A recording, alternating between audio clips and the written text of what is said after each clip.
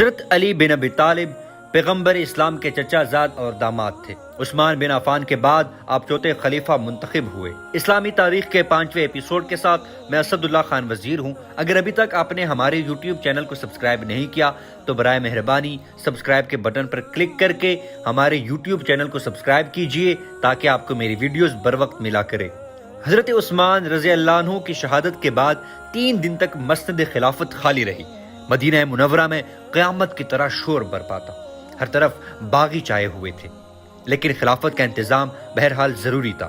اس وقت اکابر صحابہ میں ایک حضرت علی ہی کی ذات ایسی تھی جس پر سب کا اتفاق ہو سکتا تھا۔ جب تمام مہاجرین و انصار نے جمع ہو کر حضرت علی سے خلافت قبول کرنے کی درخواست کی تو حضرت علی نے فرمایا کہ امیر ہونے کے مقابلے میں مجھے وزیر ہونا زیادہ پسند ہے۔ بالآخر لوگوں کے اصرار کے بعد اور امت اسلامیہ کے مفاد کا لحاظ کر کے آپ نے مجبوراً خلافت قبول فرما لی۔ خلافت کی بیعت ہونے کے بعد حضرت علی رضی اللہ عنہ کے لیے سب سے اہم مرحلہ حضرت عثمان رضی اللہ عنہ کے قاتلوں کا پتہ چلانا اور ان سے قصاص لینا تھا، لیکن چند اسباب کی بنا پر اس میں ناکامی ہوئی۔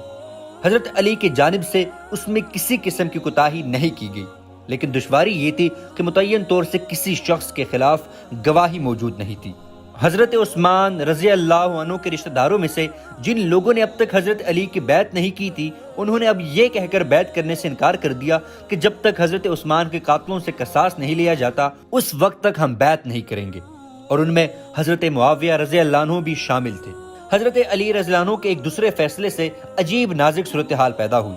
وہ یہ تھا کہ آپ نے دور عثمانی کے اکثر اعمال کو موزول کر دیا، جن میں حضرت امیر معاویہ بھی شامل تھے۔ حالانکہ مغیرہ بن شعبہ رضی اللہ عنہ جو سیاست و تدبر میں امیر معاویہ کے ہم پلہ شمار ہوتے تھے، انہوں نے حضرت علی سے درخواست بھی کی تھی کہ امیر المؤمنین ابھی ایسا نہ کرے، لیکن حضرت علی نے نہایت سختی سے انکار کیا۔ حضرت ابن عباس رضی اللہ عنہ کو خبر ہوئی تو انہوں نے بھی حضرت علی کو سمجھایا کہ ابھی ایسا نہ کیجیے،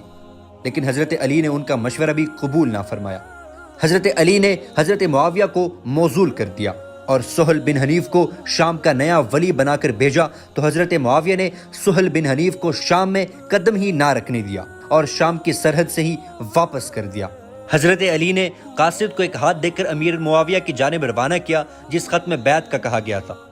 اس قاصد کے پہنچنے سے قبل ہی حضرت معاویہ نے حضرت عثمان رضی اللہ عنہ کا خون آلود جبہ اور حضرت نائلہ کی کٹی انگلیاں مدینہ سے منگوا کر دمشق کی جامع مسجد کے ممبر پر آویزہ کرا دی۔ اسے شام کے مسلمانوں کے جذبات بھڑک اٹھے، لوگ جوک در جوک آتے اور اس منظر کو دیکھ کر زارو زار روتے رہے۔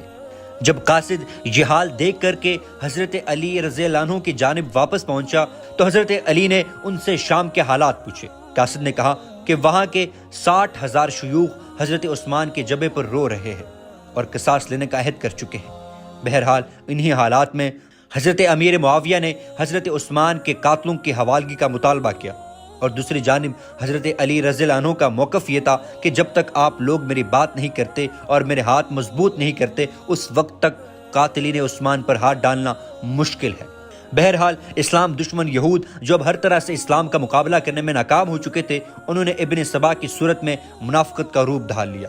اور اس کا آغاز انہوں نے حضرت عثمان کے دور ہی سے کر دیا تھا۔ چنانچہ یہود نے ایک منظم سازش کے تحت آپ نے کچھ منافق لوگ حضرت عائشہ کی جماعت میں داخل کیے اور کچھ لوگ حضرت علی کی جماعت میں،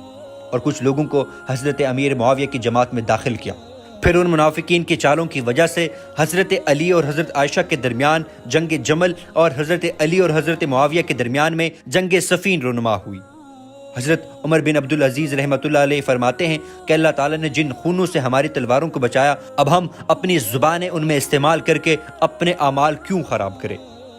رومیوں نے جب دیکھا کہ حضرت علی اور حضرت امیر معاویہ کے درمیان جنگ گرم ہے تو انہوں نے موقع سے فائدہ اٹھاتے ہوئے حضرت امیر معاویہ کو اپنے ساتھ ملانے کی کوشش کی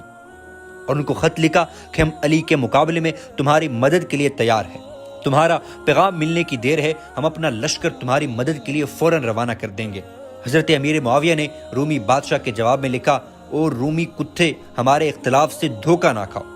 اگر تم نے علی کی طرف رخ کیا تو علی کے لشکر کا پہلا سپاہی جو تمہارے مقابلے کے لیے نکلے گا وہ معاویہ ہوگا۔ جب منافقین کی چال مسلمانوں کے سامنے واضح ہوئی تو حضرت عائشہ رضی اللہ عنہا نے شدید افسوس کا اظہار فرمایا اور حضرت علی نے بھی افسوس کیا اور فرمایا کہ کاش اس دن سے پہلے ہی میں دنیا سے چلا جاتا۔ لیکن منافقین کا دل اسی پر بھی ٹھنڈا نہ ہوا، بلکہ جب انہوں نے دیکھا کہ مسلمانوں کے 3 بڑے لیڈر حضرت علی رضی اللہ عنہ، حضرت امیر معاویہ رضی اللہ عنہ اور حضرت عمرو بن عاص رضی اللہ عنہ مسلمانوں کی قیادت کر رہے ہیں تو انہیں ہٹانے کی سازش تیار کی۔ چنانچہ ایک ہی دن 19 رمضان المبارک کی صبح کو نماز فجر کے وقت حضرت امیر معاویہ پر برق بن عبداللہ نے حملہ کیا، جس سے آپ شدید زخمی ہو گئے، اور حسن اتفاق سے عمرو بن عاص اس دن نماز پڑھانے آیا تو عمرو بن بکر نے اسے شہید کر دیا، اور ابن ملجم ملعون نے حضرت علی رضی اللہ عنہ پر زہر آلود تلوار سے حملہ کیا، جس سے آپ شدید زخمی ہو گئے، اور 21 رمضان 40 ہجری کو آپ تاج شہادت سجا کر اپنے رب کی رحمتوں میں انتقال فرما گئے۔